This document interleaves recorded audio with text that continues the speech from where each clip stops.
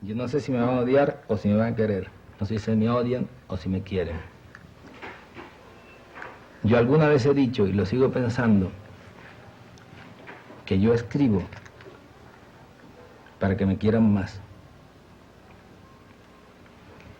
Yo creo que esa es una de las razones fundamentales por las cuales un escritor escribe. Ahora, el problema después de 30 años de estar escribiendo es que uno no sabe, no tiene la menor idea de lo que la gente piensa realmente de uno. Yo recuerdo una frase de Julio César que decía que es imposible no terminar siendo como los otros creen que uno es. Esta es la segunda parte del extenso reportaje que concedió Gabriel García Márquez por primera vez a la televisión del mundo. En el programa anterior, el maestro de Aracataca contó algunas memorias de su infancia, algo de su pubertad, de su juventud y posteriormente ya sus primeras armas como escritor. En este programa él va a analizar su obra, se va a referir a los críticos, a los editores y finalmente va a decir algo del concepto que él tiene de la revolución.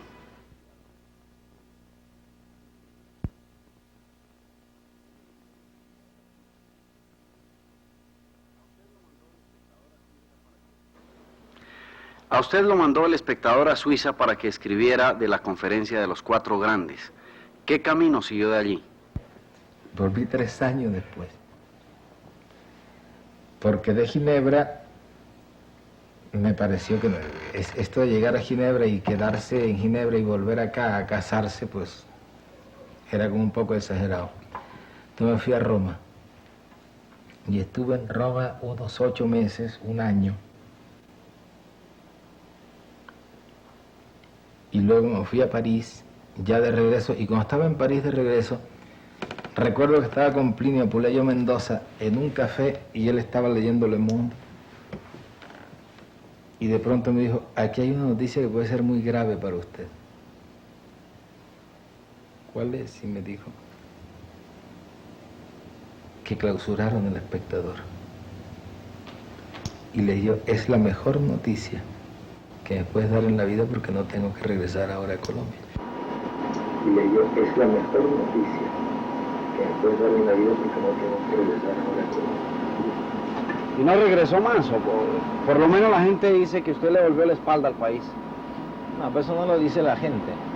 Eso lo dicen los voceros del sistema y los izquierdistas de pacotilla, que terminan siempre de acuerdo en las malas razones.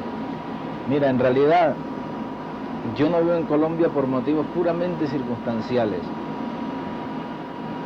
Y los que me critican el que no viva en Colombia parten de una base que es falsa, que es la idea de que fuera de Colombia se vive muy bien y que en Colombia se vive muy mal. Yo te aseguro que yo en ninguna parte estoy mejor que en Colombia. Como te digo, es por razones circunstanciales que no estoy acá, pero en ninguna parte la gente, por ejemplo, es más amable y más cariñosa conmigo. No, mira, yo tengo dificultades, son por razones contrarias en la calle, por el asedio y el cariño que encuentro en la gente. En los restaurantes no me quieren cobrar, los choferes de taxi no me quieren cobrar. En todas partes encuentro el deseo de complacerme, de tenerme contento. Inclusive hace poco iba a hacer una llamada de larga distancia y le dije le pedí la llamada a la telefonista y ella me dijo, estamos en huelga, pero para usted no. Entonces esta idea de que yo le he vuelto la espalda al país es una absoluta tontería. Además, una cosa es clara, y es que en cualquier parte del mundo en que yo esté escribiendo una novela, estoy escribiendo una novela colombiana. Es decir, la novela no es más colombiana porque la escribo aquí o porque la escribo en el Japón, siempre. Si la escribo yo, será una novela colombiana. De manera que son pendejadas, ¿no? Bueno, sigamos editando esta vaina, maestro. Habíamos quedado en que usted se iba a París. No, ¿Qué pasó ahí en París? Estaba en Acá. París, ¿qué pasó ahí? En el hotel de Flandre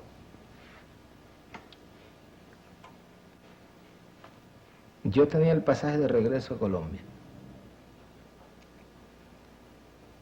Entonces me fui a la compañía de aviación y me lo hice reembolsar.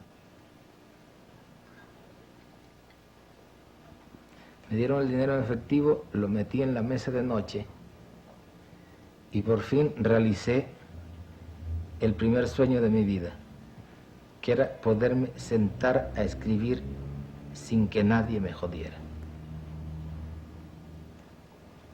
Y me senté a escribir El coronel no tiene quien le escriba, porque esta es una especie de historia que se muerde la cola. Yo conocía la historia de mi abuelo, que estuvo toda su vida esperando que le mandaran su pensión de veterano de la guerra civil. Cuando mi abuelo se murió, mi abuela me dijo: tu abuelo se murió esperando su pensión de veterano,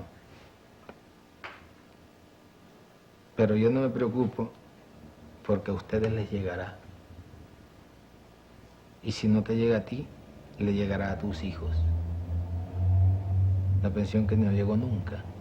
Entonces yo había pensado siempre que esa podía ser una historia para una comedia.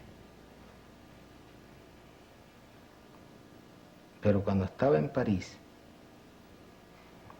empecé escribiendo la comedia y todos los días, la comedia del coronel que espera su pensión. Y todos los días sacaba dinero de la mesa de noche, bajaba, comía en la esquina y subía, hasta que un día hice así y rasguñé y ya no había ni un centavo. Entonces lo que había empezado como una comedia, lo volteé al revés y empecé a escribirlo realmente como era. Porque empecé a mandar SOS a los amigos. Este era un 7º piso sin ascensor.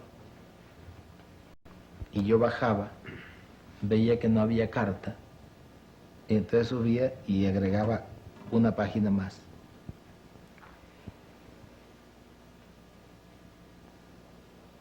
De la historia que estaba escribiendo. Pero lo que es increíble es que a medida que iba escribiendo la historia me iba dando cuenta que nunca me llegaría la carta y que nunca me contestarían los amigos a los cuales había acudido.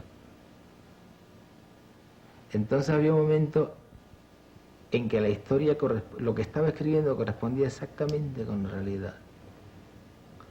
Y por eso yo creo, contra el criterio de todos los críticos, que el mejor libro que he escrito yo, es decir, que si yo he escrito una obra maestra, esa obra maestra es El coronel no tiene quien le escriba, porque yo iba escribiendo la realidad de cada día a medida que iba sucediendo. Bueno, esta época de París, yo la relacioné con la época en México, muchos años después, cuando usted escribió 100 años de soledad, porque usted tuvo que dejar un puesto en una agencia de publicidad para dedicarse a escribir y tuvo una época muy difícil que su esposa recuerda que no han sido todas las épocas de la vida, sino ha sido esa. Y me impresionó una anécdota. Cuando usted terminó de escribir 100 años de soledad, se fue al correo a enviar el paquete a la Argentina. Y no sé si tuvo para los portes o no. ¿Usted recuerda ese momento? Sí. ¿Cómo fue? Pero no es tan grave como se cuenta. Lo que pasa es que 100 años de soledad pesaba más de lo que uno se imaginaba. Fíjate, 100 años de soledad lo escribí yo en México en 1965, 66, 67, desde el 65 hasta el 67. Fue una época estupenda, es decir, era una época que no era fácil, porque no teníamos dinero. Pero en cambio era una época muy buena porque yo estaba escribiendo como un tren, que es lo mejor que le puede suceder a un escritor. Entonces, cuando yo vi que 100 años de soledad venía y que no la paraba nadie, le dije a Mercedes, tú te haces cargo de este asunto. Ella, por supuesto, no lo pensó dos veces. Es curioso que mis hijos, ahora yo les pregunto de esta época y ellos me recuerdan como un hombre que estaba encerrado en un cuarto y que no salía nunca, y yo tenía la impresión de que era el ser más humano y más sociable del mundo. Y ahora me doy cuenta que durante 18 meses no salí del cuarto. Pero yo recuerdo que salí una vez. Salí una vez cuando Mercedes me dijo que no había nada que hacer, que ya había llegado al fondo. Entonces yo tenía un carro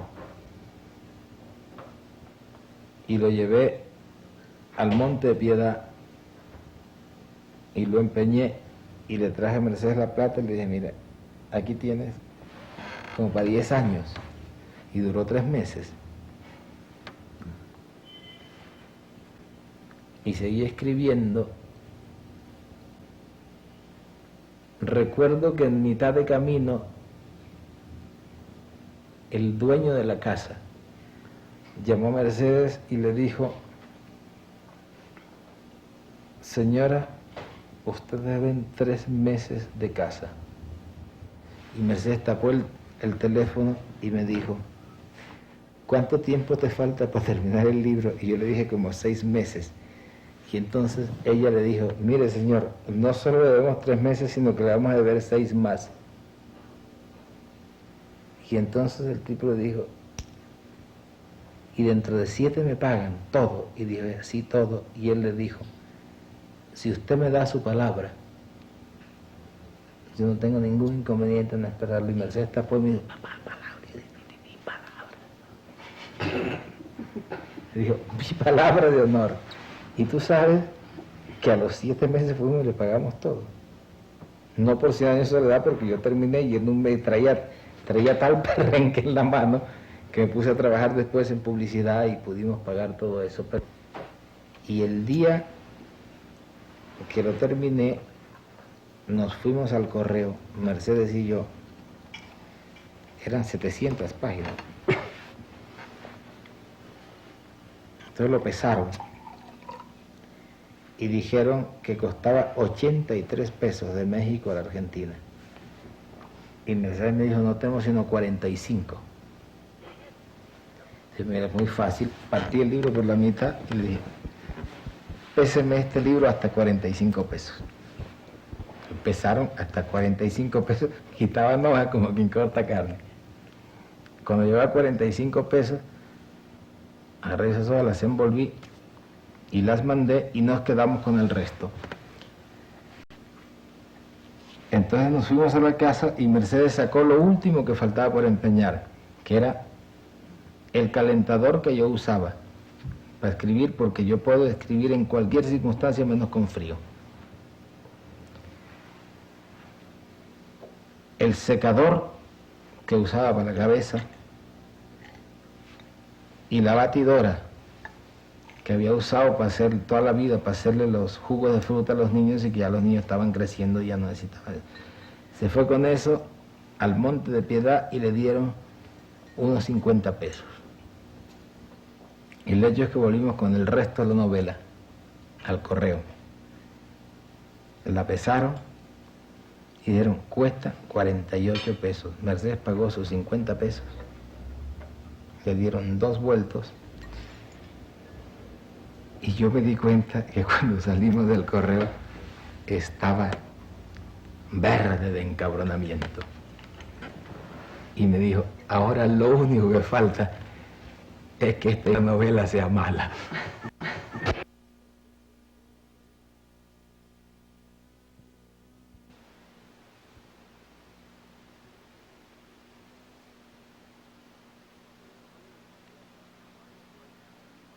En el otoño del patriarca aparece un embajador detrás del dictador y este le va entregando todo hasta que finalmente se queda con el mar. Entonces yo creo que una persona que lea bien lo encuentra en este momento a usted, que es el dictador. ¿Por qué le entregó el mar? No, déjame ir un poco atrás. Es que lo que pasa es que el otoño del patriarca es ya parte de mis memorias cifradas. Sí, por eso le decía que es alto. A mí me llamó muchísimo la atención. Fíjate que hace mucho tiempo que yo no leía artículos críticos sobre mis libros. Cuando apareció 100 años de soledad y hubo una especie de avalancha de crítica, en el primer momento con una gran ansiedad perfectamente justificada y natural y comprensible, yo me precipitaba sobre estas críticas. Mira, a ver si decían si les gustaba o si no les gustaba. Y luego me fui dando cuenta de que los críticos no les preocupaba mucho si el libro les gustaba o si no les gustaba, sino que ya en ese momento estaban tratando de decirme cuál era el libro que yo debía escribir después. Es decir, los críticos son una especie de profesionales parasitarios que por determinación propia y sin que nadie los haya nombrado se han constituido en intermediarios entre el escritor y el lector. Es decir, el escritor se toma el trabajo de tratar de comunicar sus experiencias, de mandarle su obra al lector, y se encuentra con que en el camino hay unos señores que no dejan que llegue directamente esa obra al lector, sino que dicen: un momento, ustedes no están en condiciones de entender lo que este señor les quiere decir. Nosotros se lo vamos a explicar.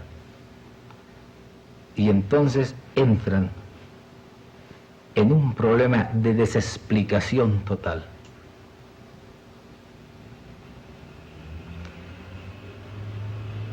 Es una cosa muy particular, me di cuenta particularmente en 100 años de soledad. Cuando me di cuenta de eso, empecé a no leer más críticas. Sobre todo porque notaba que no solo trataban de decir qué había dicho en 100 años de soledad, sino que debía seguir diciendo.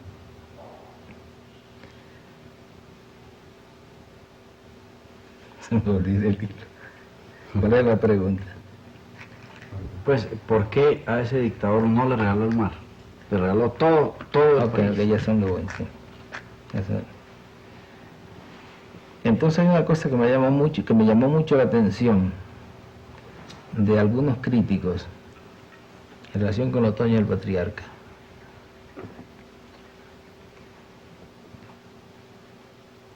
Es que algún crítico decía que 100 años de soledad era una novela muy buena, porque el autor cuenta en ella sus experiencias, porque el autor recurre a recuerdos, a evocaciones de un mundo que conoce muy bien, en el cual ha vivido, en el cual ha estado sumergido toda su vida, y que en cambio en el Otoño del Patriarca está perdido, el libro no gusta, el libro se queda en mitad de camino, es un libro frustrado, porque trata de un dictador y de un ambiente de dictadura del Caribe que el autor nunca ha vivido y nunca ha conocido, sino que tiene de él referencias de segunda mano. A mí esto me parece un punto ejemplar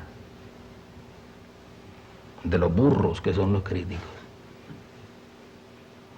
Porque 100 años de soledad es un libro escrito con las experiencias de mis padres, de la gente que conocí de niño, leyendas populares,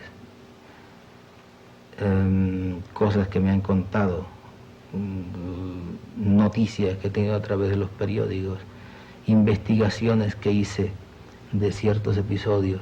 Es decir, es hecho con experiencias contadas por otras personas. En cambio, El otoño del patriarca, a los 45 años, es un libro escrito totalmente con experiencias personales cifradas. Probablemente son mis memorias, o parte de mis memorias. Y los críticos lo que tenían que saber, o lo que tenían que descifrar, si son descifradores tan eficaces como pretenden serlo, es que probablemente todo ese episodio del dictador que vende el mar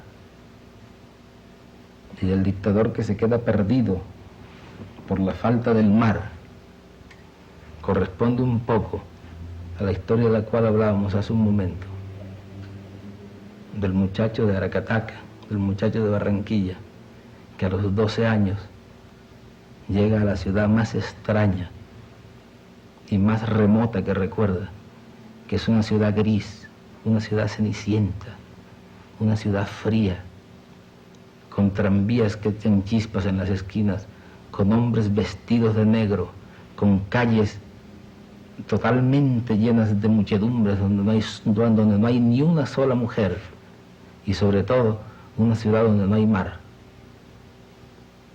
Yo tengo la impresión de que eso es probablemente una interpretación mucho más correcta de todo el episodio del dictador que vende el mar, porque además tengo otra impresión de que la gran trampa en que pueden caer no solo los críticos, sino también los lectores, es creer que El otoño del patriarca es realmente la novela de un dictador. Si alguien tiene la curiosidad de leerlo con otra clave, es decir, en vez de pensar en un dictador, pensar en un escritor famoso, probablemente el libro resulta mucho más comprensible.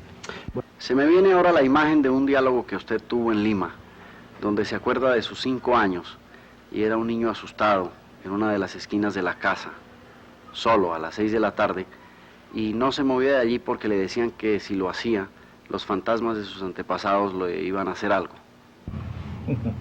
Tú sabes que esa es una imagen de mí mismo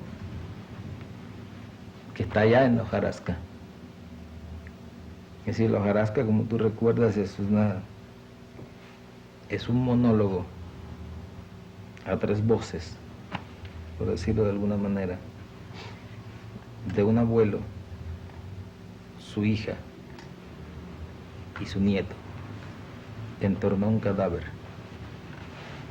que si lo piensas con mucho cuidado, es otra vez la misma estructura y el mismo planteamiento dramático del otoño del patriarca.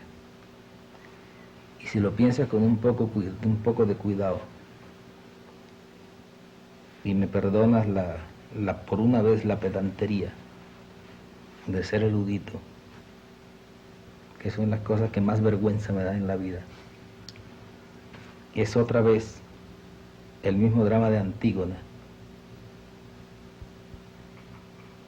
tratando de enterrar el cadáver de su hermano,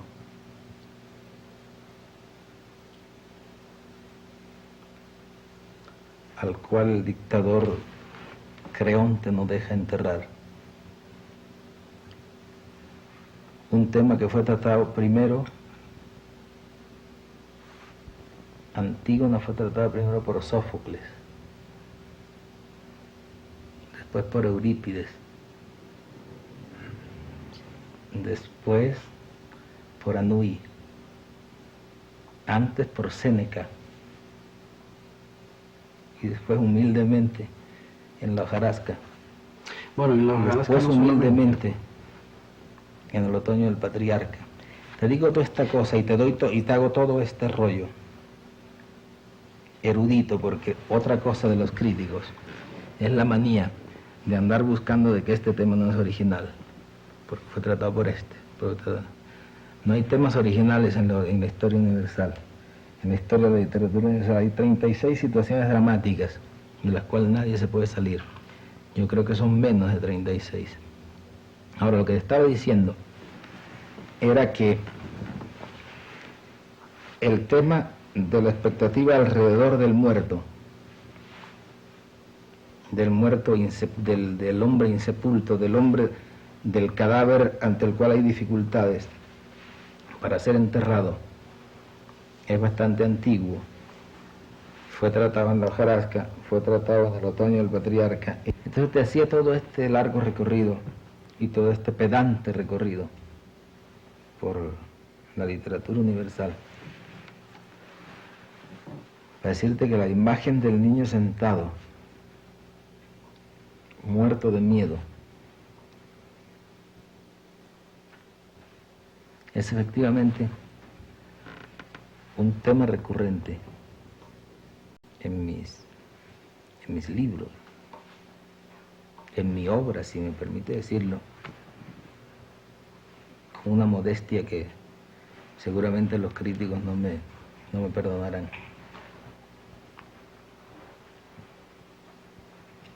Y es una imagen que yo recuerdo perfectamente en la vieja casa de Aracataca, que la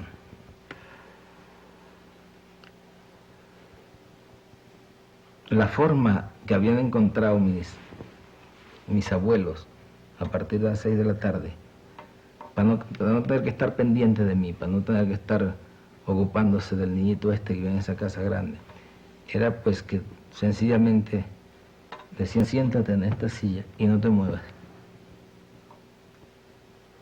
porque si te mueves y te vas a ese cuarto, ahí se murió la tía Petra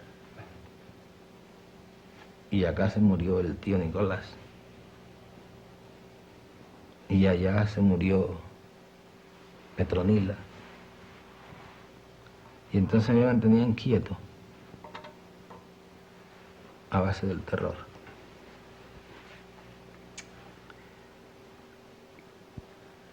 Y sin embargo, la imagen de niño aterrorizado, siendo yo mismo, que yo recuerdo, no es esa en la casa de Aracataca, sino cuando era periodista en Bogotá, que del Espectador me mandaron a Medellín a que hiciera un reportaje. Creo que el primero, además. En Medellín hubo unos derrumbes de tierra, y hubo una cantidad de muertos.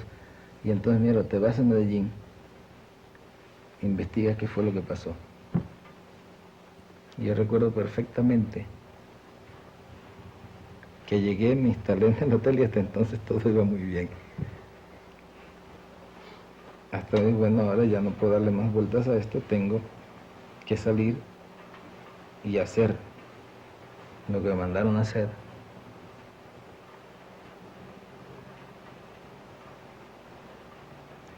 Y salí a la calle y estaba lloviendo.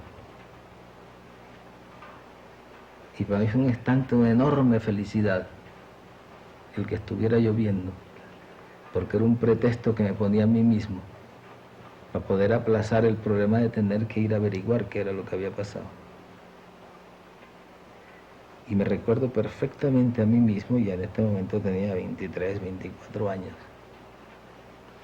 viendo que escampaba.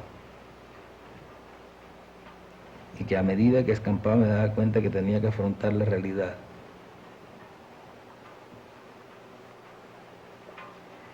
Y en ese momento me acordé de cuando estaba en Aracataca,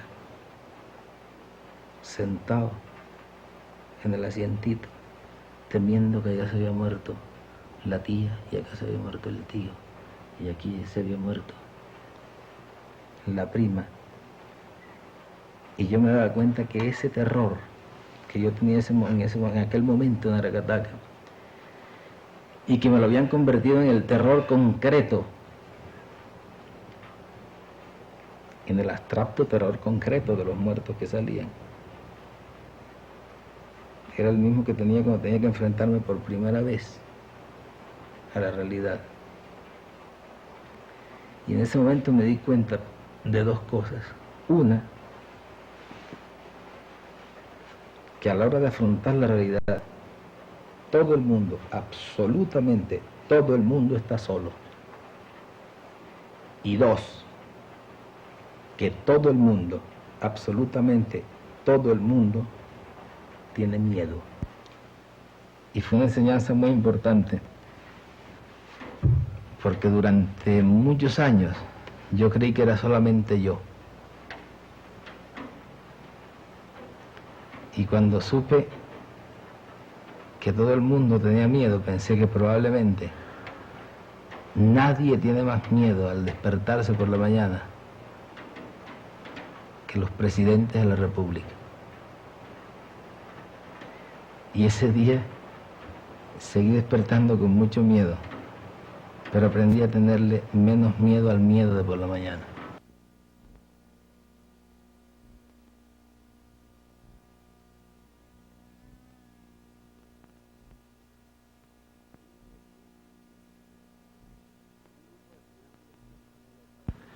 Un grupo de estudiantes de Filosofía y Letras de una universidad de Bogotá hizo una encuesta entre compradores del Otoño del Patriarca.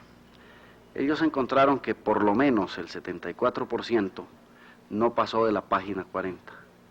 Yo con toda la modestia que soy capaz, que no es mucha, pero es un poco, me gustaría que hicieran la misma encuesta dentro de la misma zona de lectores, que hicieran la misma encuesta con El Quijote, con Gargantúa y Pantagruel, o con el Edipo Rey de Sófocles, por ejemplo. Yo quisiera saber, y es una curiosidad que tengo, ya no es cuestión de responder a tengo la gran curiosidad de saber de qué página hubieran pasado con esos libros.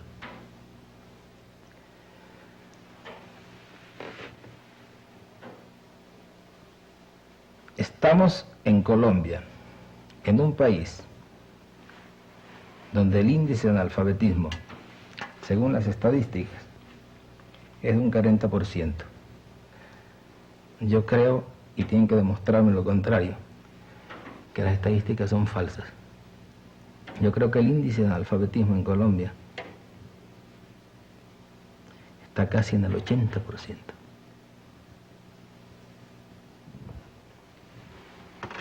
Entonces me parece perfectamente natural que una novela con las exigencias culturales del Otoño del Patriarca ofrezca una dificultad mucho mayor que 100 años de soledad.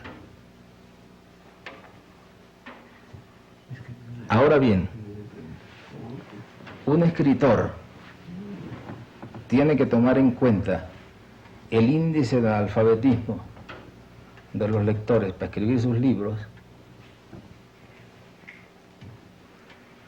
es decir, tiene que bajar el nivel, digamos, el nivel de comprensión cultural de sus libros hasta el nivel cultural de los lectores,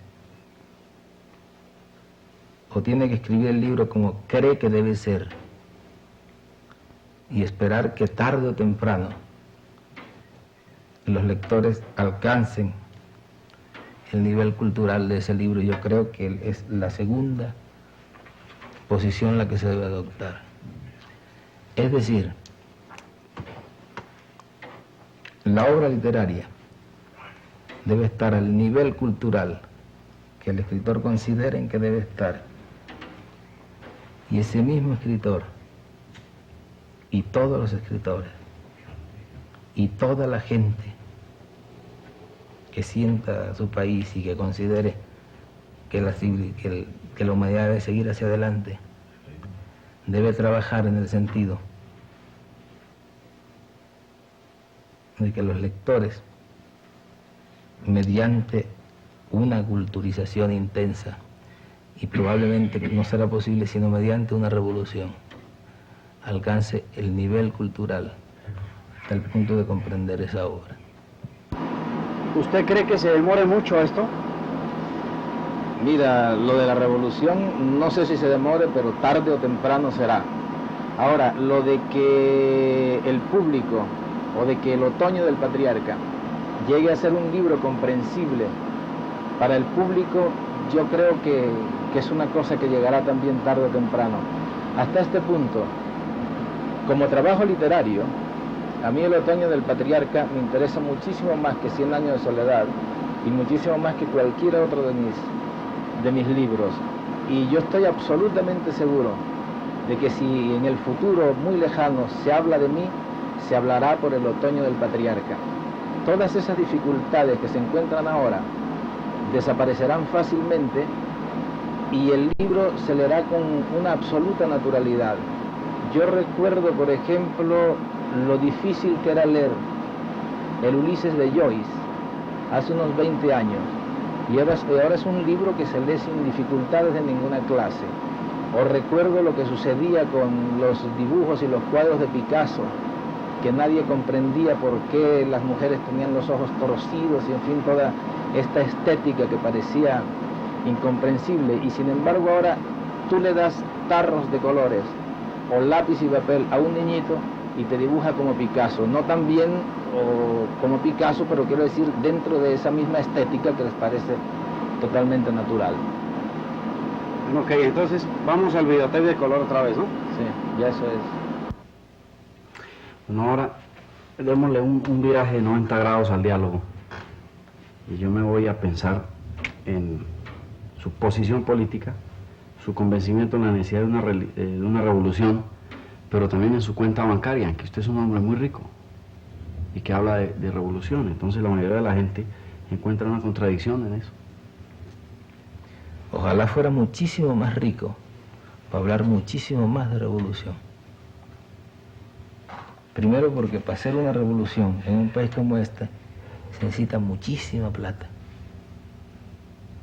Porque también la revolución, en cierto aspecto, es un problema de plata. Pero no hay ninguna contradicción, además, entre ser rico y ser revolucionario. Siempre que se sea sincero como revolucionario y no se sea sincero como rico. No depende de la posición en que se esté.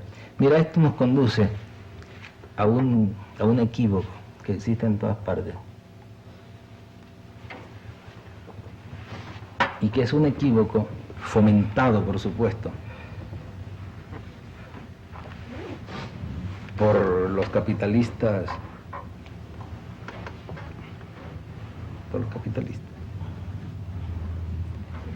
Y es de que los revolucionarios tienen que estarse muriendo de hambre. Porque de acuerdo con alguna definición que hizo alguien interesado en los Estados Unidos, el socialismo es la repartición de la pobreza. Yo creo que el socialismo es la repartición de la riqueza.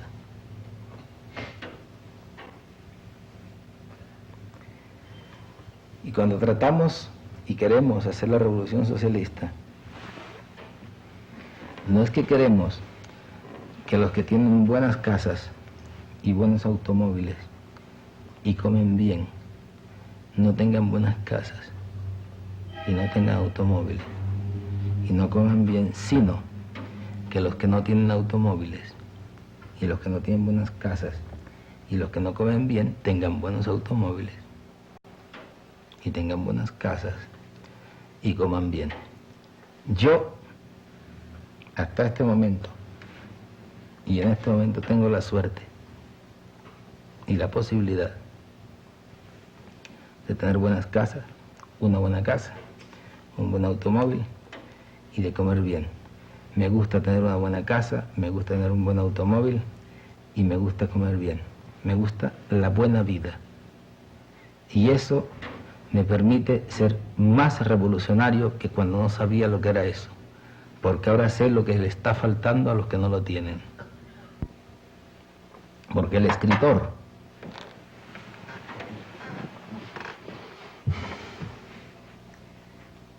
es tan explotado como cualquier obrero. Es decir, probablemente ningún escritor en lengua castellana ha vendido tantos libros como yo en tan poco tiempo. Déjame ir un poco atrás. Esto no sucedió de milagro. Yo publiqué mi primer libro en 1955,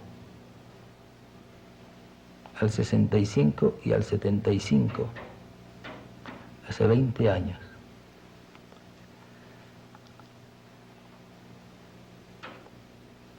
Por mi primer libro, yo no recibí ni un centavo de derechos de autor. Mi segundo libro fue El coronel no tiene quien le escriba. Se publicó en 1960. Tuve 500 pesos de derechos de autor. De 1955 a 1965, en 10 años, había recibido en derechos de autor 500 pesos, en 10 años. Es decir, si tú divides por mes, saca la cuenta a cómo me sale el sueldo mensual en 10 años, 500 pesos en 10 años, a cómo sale el sueldo mensual. Esto quiere decir, sencilla y dulcemente, que yo tengo que seguir trabajando permanentemente para seguir viviendo. Ahora bien, aquí tampoco te quiero hacer el cuento de la miseria. Tú has leído las historias de mis grandes mansiones en el mundo. Barcelona, la Costa Sur de México. Las descripciones que se hacen,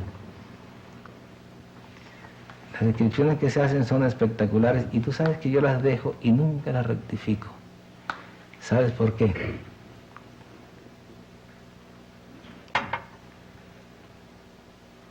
Yo las dejo porque yo sé que a los ricos les da mucha rabia, porque a los ricos les da mucha rabia que los pobres sean ricos. Entonces yo dejo que prosperen esas leyendas. Tú sabes que yo no había tenido nunca en mi vida, desde que nací, una casa propia, hasta este año de 1976. Yo me muero de risa y me divierte mucho cuando leo sobre mi mansión en Barcelona.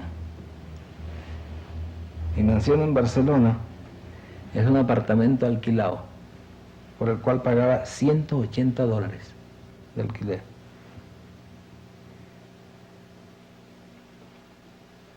Que ahora se lo dejé a mi maestro Guillermo Angulo, que es cónsul de Colombia en Barcelona, y que sigue pagando los $180, que no podría pagarlos si no fuera así, porque los cónsules de Colombia en ninguna parte del mundo podrían pagar más alquiler de $180. Entonces, esa es mi mansión de Barcelona. Yo tengo una casa en Cuernavaca, que son 1000 metros cuadrados de terreno con un dormitorio. Y una casa en México,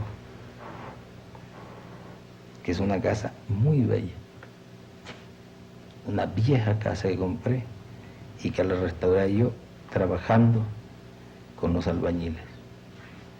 Pero esto no se lo cuentes a nadie, porque yo necesito que mi fama de millonario continúe, porque se ha dado el caso de que he ido a hacer un préstamo a un banco y me lo han prestado sin firma, sin referencias, sin fiadores de ninguna clase, porque esa mañana en el periódico habían leído que yo era uno de los hombres más ricos del mundo.